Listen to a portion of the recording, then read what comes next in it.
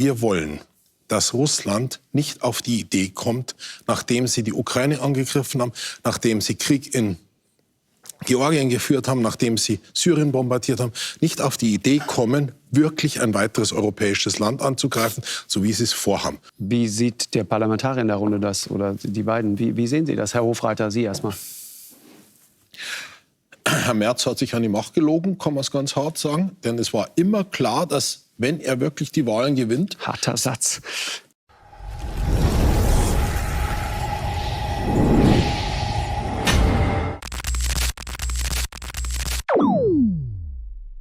Hey Leute, Hofreiter dreht bei Lanz mal wieder komplett durch. Er fordert ja schon wie immer mehr Waffen und Geld für die Ukraine. Kostet es, was es wolle. Doch jetzt, wo Merz die Schuldenbremse lockern will, um genau das zu finanzieren, rastet Hofreiter aus und behauptet, Merz hätte sich ins Amt gelogen. Ja, was denn nun, Herr Hofreiter? Erst alles fordern, aber wenn's passiert, plötzlich rumheulen? Das ist die pure Heuchelei. Diese Doppelmoral muss man sich mal reinziehen. Also schaut euch das an. Haut eure Meinung in die Kommentare. Und wenn ihr diesen Wahnsinn auch nicht mehr ertragt, lasst ein Like da und abonniert den Kanal. Auf geht's. Also vielleicht erstmal zu den Zahlen. Das kann man nüchtern betrachten. Ungefähr ist es gleich auf. Und des Weiteren muss man sich halt darüber im Klaren sein. Wir wollen dafür sorgen... Entschuldigung, ganz kurz, Sie sagen gleich auf. Warum gleich auf? Weil die saubere Studie sozusagen eine 300 Milliarden macht, das ist eine Greenpeace-Studie, sondern die saubere Studie sind 375 Milliarden Kaufkraftparität in Russland und ungefähr 400 Milliarden in der EU.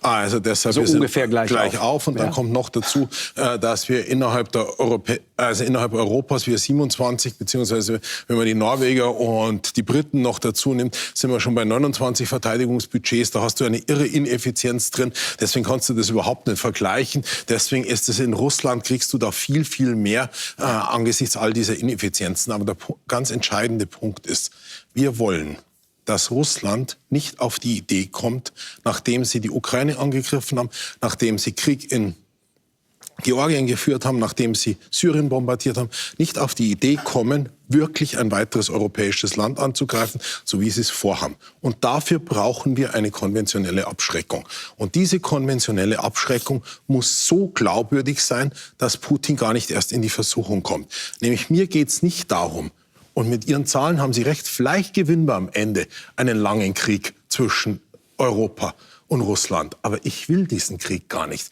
sondern ich will, dass Europa, dass die Europäische Union so aufgestellt ist, dass Russland gar nicht erst diesen Krieg anfängt. Wenn sie den Krieg dann am Ende gewonnen haben, ist es immer noch besser, als ihn zu verlieren. Aber ich will Frieden haben in Europa. Und dafür braucht man eine effiziente Abschreckung. Und das ist das, was Sie nicht einsehen und verstehen wollen. Nämlich zwischen Gorbatschow und Putin ist einfach ein unendlicher Unterschied. Richtig. Mit Gorbatschow musste man so verhandeln und konnte so verhandeln, dass man auf vertrauensbildende Maßnahmen gesetzt hat und auf Abrüstung. Mit so jemand wie mit Putin, und deswegen sagte ich im letzten Jahrhundert, da musst du auf Abschreckung setzen, weil nicht jeder Konflikt gleich ist. Wenn man sich die Friedensforschung anschaut, dann weiß man, dass Konflikte unterschiedlicher Natur gibt. Und das hier ist ein Konflikt, den ich nur dann aus der Eskalationsspirale rauskomme, wenn ich nicht mit Appeasement reagiere, sondern wenn ich eigene Stärke habe. Und wir wollen aus der Eskalationsstruktur raus und wir wollen, dass es Frieden in der EU erhalten bleibt und Frieden gibt. Und dafür brauche ich Stärke. Nicht mit jemandem wie mit Putin kannst du nur sozusagen auf Augenhöhe verhandeln. Und Putin das, was Sie vorschlagen, nicht Gorbatschow, der ist noch nicht mal Brezhnev. Und das, was Sie vorschlagen, ist Europa schwach zu machen und Europa schwach zu halten. Und deshalb brauchen wir traurigerweise, ich finde es auch nicht schön, ich würde mir auch wünschen, dass es in Russland jemand anders gibt, aber es gibt halt Putin. Deswegen brauchen wir einfach deutlich, deutlich mehr Geld, um Putin dazu zu bringen, auf Augenhöhe ernsthaft mit uns über Frieden zu verhandeln und nicht ein weiteres Land anzugreifen. Denn wie gesagt, ich will nicht den Krieg gewinnen, sondern ich will dafür sorgen, dass Putin gar nicht stattfindet. Und der wird halt wahrscheinlicher, dieser Krieg, wenn wir Ihren Kurs verfolgen, weil nämlich das eine Einladung ist, an Putin weitere europäische Länder anzugreifen. Ich muss jetzt mal kurz antworten und dann dürfen Sie auch. Also Herr Hofreiter, Sie haben sich gerade komplett widersprochen. Also erst sagen Sie, das ist gleich viel. Ich sage 430 zu 300 ist mehr, aber ich lasse mich sogar auf gleich viel ein. Und dann sagen Sie, Appeasement und Abrüstung, wovon reden Sie? Ich habe davon gar nichts gesagt. Ich habe gesagt, wir haben hier ein militärisches Verhältnis, 430 zu 300. Sie wissen auch sehr wohl, Sie haben sich lange genug damit beschäftigt, um ein anderes Land anzugreifen, brauchen Sie in der Regel eine militärische Stärke, die ein Vielfaches höher ist. Das heißt, die Abschreckung ist da. Niemand redet von Appeasement. Wir reden davon, das, was an 430 Milliarden jedes Jahr hier ist, das reicht für eine Abschreckung. Und ich habe noch nie ein einziges militärisches Argument gehört, was dagegen was sagt, sondern Sie sagen nur, Sie wollen abrüsten und Gorbatschow. Wovon reden Sie eigentlich? Ich will es ganz kurz sagen. Es reicht nicht zur Abschreckung, aber Carlo Massala kann jetzt sicher im Detail erklären, warum das nicht stimmt, was Sie gerade gesagt haben. Und es ist auch ökonomisch sinnlos. Also ganz kurz, also das militärische Argument, das Sie wollten, sitzt da in Gestalt von Carlo Massala. Würde aber gerne noch eine Halbfrage vorwegschicken. Verstehen, bei den ganzen Zahlen, die rumjongliert wird, dass man fragt, wofür. Ja? So, jetzt, was ist die Lage, die wir jetzt gerade haben? Wir haben vor 3 Wochen haben wir den amerikanischen Verteidigungsminister Hegseth in Ramstein gehabt. Der hat gesagt, die USA sind nicht mehr der primäre konventionelle Sicherheitsgarant für Europa. So, wenn wir in die NATO reingucken, dann stellen die Amerikaner von den sogenannten Strategic Enablers, was ist dafür ein gutes Wort, deutsches Wort? Strategisch wichtige Fähigkeiten, sagen wir mal so. Ja, strategischen Grundvoraussetzungen. Stellen die bei der Kriegsführung zwischen 46 bis 78%. Das heißt, wir müssen davon ausgehen, nach dem, was gerade in den USA passiert, dass die möglicherweise nicht mehr zur Verfügung stehen. Worüber reden wir dann, damit wir Laien das auch verstehen? Wir reden über strategischen Lufttransport. Das heißt, Maschinen, die so groß sind, dass sie Menschen und Material von A nach B bringen können. Haben wir viel zu wenig in Europa. Wir reden von Luftbetankungsfähigkeiten, also Flugzeuge, die lange Distanz fliegen müssen, in der Luft aufzutanken, damit sie nicht irgendwo zwischenlanden müssen, um betankt zu werden, dann sind sie halt ein Ziel. Wir reden vor allen Dingen von all dem, was satellitengestützte Aufklärung, nachrichtendienstliche Informationen, Kontrollfunktionen und so weiter angeht für europäische Streitkräfte. Die stellen die Amerikaner zu über 70%. Und jetzt habe ich noch was vergessen. Genau. Und wir haben kaum Luftverteidigung und Marschflugkörper. So. Und jetzt kommt das Abschreckende. Der Punkt ist nämlich, dadurch, dass wir all diese Sachen nicht haben, sind wir nicht in der Lage, wenn man jetzt nur aus der Perspektive der Verteidigung denkt, ja, sozusagen, ich sage nicht, dass das Szenario ist, aber wenn Russland sich entscheiden sollte, vollumfänglich anzugreifen, haben die Russen all diese Fähigkeiten? Wir haben sie nicht. Und damit sind wir in der Hinterhand. Und das ist genau das, wo ich mir wünschen würde, dass das Geld dafür ausgegeben wird, primär. Kommen noch andere Sachen hinzu, kann man drüber reden. Aber das sind die zentralen Fähigkeiten, die Europa fehlen, sich gegebenenfalls gegen einen vollumfänglichen russischen Angriff zu verteidigen. Das war jetzt unlauter, Herr Massala. Das ist nicht unlauter. Das ist genauso, wie es ist. Aber Herr Massala hat angefangen erstmal, also ich rede ja nur über die europäischen NATO-Staaten, ja, 430 Milliarden. Ja, aber Sie haben jetzt angefangen mit und die USA und dann fallen 70% weg. Sie wissen, dass die USA ein Militärbudget haben, das sprengt alle Vorstellungen. Stopp. Das ist ja. Aber es geht nicht um das Militärbudget. Es geht darum, aber Sie haben gesagt, die Fähigkeiten. Die Vereinigten Staaten sagen, das war Hegseth. Wir sind nicht der Verteidigungsminister. Mehr, Ne? Aber trotzdem, ich rede nur über die europäischen ganz kurz das Argument. Ja, aber das ist das Szenario am Ende des Tages. Wenn das hier, was in den USA passiert, sich kulminiert, ja, stehen die Amerikaner nicht mehr zur Verfügung. Die habe ich aber gar nicht einberechnet. Ich habe gar nicht über die Amerikaner geredet. Ja, aber die sind dann raus und dann haben sie nur die Europäer. Mit dem Verteidigungsbudget, das Sie genannt haben. Genau. Aber die Fähigkeiten fehlen. Warum ist das sind alles Fähigkeiten, da reden wir nicht über ein paar Millionen Euro, sondern da sind wir sehr schnell im dreistelligen Millionen-Euro-Bereich, um die überhaupt anzuschaffen. Milliarden, Entschuldigung. Ja. Im dreistelligen Milliardenbereich, um die überhaupt anzuschaffen und nur annähernd zu ersetzen. Darum geht's. Das ist das Szenario. Und wenn diese Fähigkeit brauchen wir, um uns verteidigen zu können. Nein, die gibt es nicht doch, in Herr Europa. Massala hat doch die richtigen Zahlen gesagt. Die Bazookas, 70% liegen in den USA, aber die anderen 30% liegen hier. Aber die anderen 30% liegen hier. Nochmal, ich sage immer, wo haben die Russen einen Vorteil? Die Russen haben einen Vorteil bei all dem, was ballistische Raketen und Marschflugkörper anbelangt. Ich gebe nur mal ein Beispiel. Wir haben in Deutschland 8 Patriot-Batterien. Wenn Sie die gut positionieren, sind Sie in der Lage, Berlin zu schützen. Keine andere deutsche Stadt... Vor Luftangriffen. Vor ballistischen Raketen. Vor ballistischen Raketen. Keine andere deutsche Stadt könnte vor ballistischen Raketen geschützt werden. Also, Luftverteidigung. Das ist unsere Fähigkeit. Wir haben 8 Patriot-Batterien. Wir könnten Berlin schützen, aber Hamburg schon nicht mehr, München nicht mehr, Köln nicht mehr. Also diese Sendung würde dann hier nicht mehr stattfinden. Landstudio ist weg. 8 Patriot-Batterien Für für Berlin allein. Nee, wir haben nur 8 Patriot-Batterien in der Bundeswehr. Ich weiß, aber brauchen Sie 8 für Berlin? Ich gehe mal davon aus, bei der Größe der Stadt. Um das einigermaßen gut zu schützen, brauchen Sie kriegen nicht viel. Nehmen Sie noch eine zweite Großstadt dazu. Aber wir haben in Deutschland, wie viel haben wir? Wir haben 5 oder 6 Millionen Städte. Die kriegen Sie alle nicht geschützt. Punkt. Aber warum geben die Europäer so viel aus und haben trotzdem diese Fähigkeiten? Darüber kann man ja reden. Offensichtlich braucht es natürlich, das Finanzierungsproblem ist natürlich nur der erste Schritt. Natürlich kann es nicht sein, dass man jetzt... Es geht ums Ziel. Es geht immer ja, ums natürlich, Ziel, die Ziele müssen neu definiert werden. Aber das hat ja der Kollege Maserler ja gerade getan. Ich will aber noch ein kurzes ökonomisches Argument machen. Die 300 Milliarden. Russland ist inzwischen was die Ökonomen eine Kommandoökonomie nennen. Die Preise... Eine Kriegswirtschaft. Eine komplette staatliche Planwirtschaft. Die Preise, die da rumschwirren, die sind einfach bedeutungslos. Die bedeuten gar nichts, okay? Ökonomisch gar nichts. Diese Zahlen 403, die sind, selbst wenn sie die Kaufkraft paritätisch korrigieren, sie bedeuten einfach nichts. Ja, weil die Russen inzwischen komplett auf Kriegswirtschaft, auf eine im Grunde genommen stalinistische Kommandowirtschaft umgestellt haben. Wollen Sie das in Europa?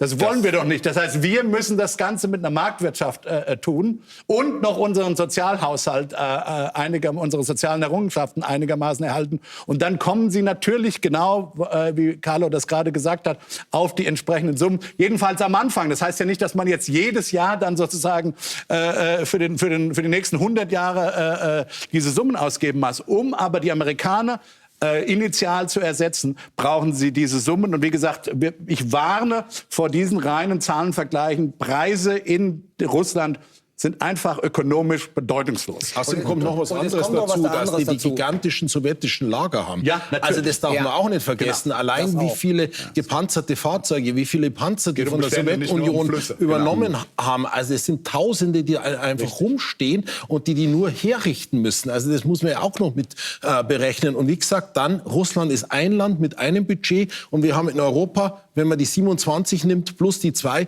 29 zersplitterte Budgets. Also es ist eine absolute Milchmädchenrechnung. Aber da müssen wir besser werden. Ich will noch mal eins, eine absolute Milchmädchenrechnung, die Sie da aufstellen. Ich will noch mal eins zu den Zahlen reinschmeißen. Und das wissen Sie, Herr Van Aken. Bei Russland und China ist es so, also diese Greenpeace-Studie oder auch andere Studien, ne, die zu unterschiedlichen Zahlen dann kommen, die gucken natürlich auf den Verteidigungshaushalt. Wir wissen aber, dass in Russland und in China noch andere Kassen existieren, die wir nicht berechnen können. Der reale Verteidigungshaushalt dürfte höher liegen. Um wie viel, weiß keiner von uns. Herr Masterler, das stimmt doch nicht. Also das SIPRI-Institut benutzt ziemlich exaktamente die gleichen Kriterien, wie bei den Vereinten Nationen angewendet werden. Und natürlich wird da nicht nur auf den Einzelplan 14 geschaut. Das wissen Sie doch auch. Ja, aber das ist doch gar nicht bekannt. Aber das SIPRI-Institut wird auch nicht. Das war doch immer auch das Problem mit der Sowjetunion. Nein, wir wussten nie, wie viel tun Sie jetzt Geld... so, also da bewegen wir uns plötzlich auf dem Feld, wo Sie sagen, alles Fake News. Nee, das sage ich. Nein, stopp. Das müssen Sie echt aufpassen. Den Vorwurf lasse ich mir nicht gefallen. Sehr saubere Zahlen. Das ist nicht... SIPRI hat das Problem, dass SIPRI ist das Stockholmer Institut für Friedensforschung. So, danke. Ich sage jetzt mal, der Goldstandard in der Wissenschaft für den Vergleich Und die nehmen, was sie bekommen können. ist das IISS in London mit der Military Balance. Die kommen, kaufpreisbereinigt, und egal, ob das jetzt eine Zahl ist oder nicht, kommen zu dem Ergebnis, dass das russische Budget geringfügig größer ist als das europäische. Nur mal, um zu zeigen, was für eine Differenz es in Zahlen gibt. Also von der Greenpeace-Studie, die Sie zitiert haben, die 300 Milliarden zu 420, kommt SIPRI halt zu 457 Milliarden bei den Europäern und 461 Milliarden bei den Russen. Also von daher sind diese ganzen Zahlenspielereien zeigen, was für ein Problem wir haben, wirklich das Ganze sozusagen zu berechnen. Selbst die Zahlen sind ja Augenhöhe. Und was ich immer nicht verstehe, dann heißt es immer, oh, die Europäer kriegen das nicht hin und das funktioniert nicht, das funktioniert nicht. Das und war dann ja wird nicht immer so mein getan, als ob in Russland alles funktionieren würde. Und wenn ich mir angucke, was am 24. Februar 2022 passiert ist, wie Russland irgendwie mit seiner ganzen Kolonne im Schlamm vor Kiew stecken geblieben ist. Also jetzt hier so zu tun, in Russland ist die Rüstung alles super, da funktioniert alles hervorragend und bei uns nicht. Das hat doch keiner. Aber all dieses, was es hier an Schwächen gibt und so weiter. Das hat keiner gesagt. Das sagt keiner. Sie haben zum Beispiel gesagt, dass zwischen den 27 oder 29 Staaten das nicht funktioniert. In Russland funktioniert auch vieles nicht. Und deswegen finde ich, können wir uns auf die Zahlen. Allerdings kommt noch was anderes dazu. Wenn wir das alles so gemacht hätten, wie Sie vorgeschlagen haben, nämlich die Ukraine nicht mit militärischer Ausrüstung oder mit Waffen zu unterstützen, dann wäre nicht diese Panzerkolonne gar nicht stecken geblieben. Nämlich, dass die Ukraine überhaupt noch existiert. Dass die Ukraine überhaupt noch existiert, das liegt eben daran, dass gegen ihren Widerstand die Europäer und die Amerikaner denen Flugabwehr geliefert haben, Panzerabwehr geliefert haben, dass die Ukraine sich verteidigen kann. Ihr Vorschlag war, ihnen nichts zu geben an militärischer Unterstützung. Und wenn wir das gemacht hätten, wenn alle das gemacht hätten, was Sie vorgeschlagen hätten, dann wäre die Ukraine inzwischen ein großes Schlachthaus und die russischen Panzer würden an der polnischen Grenze stehen. Und das muss man sozusagen auch noch dazu. Erstens war Ihr Argument verdreht und zweitens sozusagen muss man Ihr Argument auch mal ernst nehmen. Wie gesagt, das, was Sie vorgeschlagen haben, sollten wir mal zu Ende diskutieren. Ja. Und dann sieht man nämlich, was für eine Konsequenzen das hätte für die Menschen in der Ukraine. Dann würde ich jetzt noch mal sagen, was wir damals vorgeschlagen haben. Am 25. Februar 2022, ein Tag nach dem vollumfänglichen Angriff, hätte die Europäische Union zum Beispiel ein 100%iges Ölembargo verhängen können. Damit hat der Kreml nicht gerechnet. Diese Öleinnahmen haben im ersten Jahr die Kriegskasse des Kremls verdoppelt und verdreifacht. Wenn die EU diesen Schritt gegangen hätte damals, dann hätte sich die gesamte Kostennutzung und die ganze Kriegskostenrechnung des Kremls komplett gedreht. Und ich sage Ihnen, die Friedensverhandlungen in Istanbul im April 2022 hätten ein völlig anderes Ergebnis gehabt. Das hätte uns sehr viel Geld gekostet, aber Geld war damals ja da. 100 Milliarden wurden ja verabschiedet. Ganz kurz. Das war unser Vorschlag. Lassen Sie mich bitte mal ausreden. Sie haben mir widersprochen. Das war unser Vorschlag und mit dem Vorschlag wären wir schon lange sehr viel weiter bei Verhandlungen. Ihr Vorschlag mit den ganzen Waffenlieferungen hat uns keinen Millimeter näher an Verhandlungen gebracht. Wir brauchen doch Verhandlungen. Entschuldigen Sie mal. Ich habe vorher gesagt, Ihr Vorschlag war, dass wir keine Waffen geliefert haben. Da haben Sie gesagt, das stimmt nicht. Mein Vorschlag war, dass wir stattdessen was anderes tun. Das dürfen Sie nicht verschweigen. Ich habe nie gesagt, nichts tun. Herr Van Aken, und meine Erfahrung Sie als Friedensforscher ist, zwischen militärischer Denke und gar nichts tun gibt es immer ganz viel anderes, was man tun kann. Und wir haben dazwischen sehr viele Vorschläge gemacht, die hätte man umsetzen können, dann wären wir heute viel weiter. Und Sie glauben wirklich, Herr von Aken, dass Russland, das damals eine mit mehreren 100 Milliarden Euro gefüllte Kriegskasse gehabt hat, das massiv aufgerüstet war, dass wenn man der Ukraine keine Waffen zur Verfügung gestellt hätte und deshalb die russische Armee innerhalb dann wirklich von 14 Tagen die Ukraine erobert hätte. Das ist doch Quatsch. Doch ohne Waffen, ohne das. Keine einzige Waffe ist in 14 Tagen da gelandet. Das wissen Sie doch genauso. Doch, die sind da gelandet. Also wenn man die nicht zur Verfügung gestellt hätte, also wenn man die, entschuldigen Sie, wenn man die nicht zur Verfügung gestellt hätte, dann wären die russische Armee durchmarschiert. Dann glauben Sie, dass nach einem Ölembargo sich die russische Armee, nachdem sie das gesamte Ukraine erobert hätte, wieder zurückgezogen hätte? Also das ist ja an Naivität kaum zu überbieten. Ganz kurz. Stopp. Genau. Wahrscheinlich liegt die Wahrheit irgendwo dazwischen. Wie sieht der Parlamentarier in der Runde das oder die beiden? Wie sehen Sie das, Herr Hofreiter? Sie erstmal. Herr Merz hat sich an die Macht gelogen, kann man es ganz hart sagen. Denn es war immer klar, dass, wenn er wirklich die Wahlen gewinnt... Harter Satz. Ja. Friedrich Merz hat sich an die Macht gelogen. Ja, weil es war von Anfang an klar, wer auch nur ein bisschen rechnen konnte, wenn er Bundeskanzler wird, wenn er an die Macht kommt, dann wird es nicht mehr haltbar sein. Also ich meine, Herr Linnemann war ja bei Ihnen in der Sendung, das war ja fast lachhaft. Es war vollkommen klar. Es hat einen gewissen Unterhaltungswert, weil klar war, was da passieren wird. Es stimmt nicht, was er sagt. Es kann nicht stimmen. Nicht in dem Moment. So würde ich das nicht sagen. Er war guten Willens, aber es war klar, es wird nicht funktionieren. Nicht guten Willens. Also, nämlich, so doof ist auch Herr Linnemann nicht, dass er nicht weiß, dass das Volkswirt. Eben genau, dass das nicht klappt. Genau, werden Sie das wissen müssen. Werden Sie denn mit abstimmen? Das ist die Frage nächste Woche. Naja, es braucht eine Zweidrittelmehrheit für uns. Wir haben bis jetzt die Pressemitteilung. Ich habe mit unseren Vorsitzenden geredet, die werden morgen verhandeln. Und dann wird man sehen, ob das im Detail so ist, dass wir zustimmen können. Nämlich so deren Methode, so friss Vogel oder stirb. Also, die brauchen unsere Stimmen im alten Bundestag. Im neuen Bundestag brauchen sie unsere Stimmen. Sein, dass Sie und die von den Entschuldigung, ganz kurz. Es kann sein, dass Sie diese Stimmen verweigern? Wir werden mit denen drüber verhandeln müssen. Weil nämlich, wie gesagt, diese Vorstellung... Was heißt verhandeln? Also was kriegen Sie? Wir wollen erstmal einen ersten Schritt genau sehen, wie das ausschaut. dann muss natürlich schnell entschieden werden. Wir sind natürlich dafür, dass das Geld zur Verfügung gestellt wird. Aber der Teufel steckt im Detail. Wir wollen auch nicht, dass es so gemacht wird, dass am Ende vom Bundesverfassungsgericht scheitert. Das wäre eine Katastrophe für uns alle. Deswegen muss das auf alle Fälle so gestaltet sein, dass wir davon überzeugt sind, dass das nicht vom Bundesverfassungsgericht scheitert. Okay. Und dann sind wir der Meinung, wir brauchen auch eine grundlegende Reform der Schuldenbremse, denn wir brauchen ausreichend Flexibilität. Okay, Carlo hat es ja auch gesagt, wir brauchen Satelliten. Sind die Satelliten wirklich im 14er Haushalt? Wir brauchen Aufklärungskapazitäten. Wir brauchen Cyberabwehr. Cyberabwehr hat der US-Verteidigungsminister gesagt, also die Cyberabschreckung, die ziehen sie aus Europa zurück. Total gefährlich für unsere gesamte Infrastruktur. Die liegt bei uns im Innenministerium.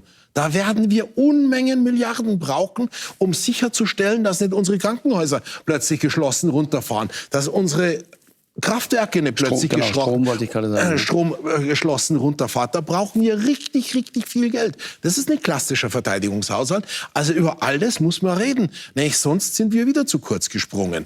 Und das müssen die uns deutlich machen, dass sie wirklich ein Paket vorlegen, das funktioniert. Und dann muss es auch gesamtgesellschaftlich funktionieren. Also es gibt auch so Fragen wie Transformation und Klima noch, die auch nicht einfach weggehen. Deswegen, die müssen uns da was Vernünftiges vorlegen. Man darf Stimmen nicht als garantiert annehmen. So funktioniert Demokratie nicht.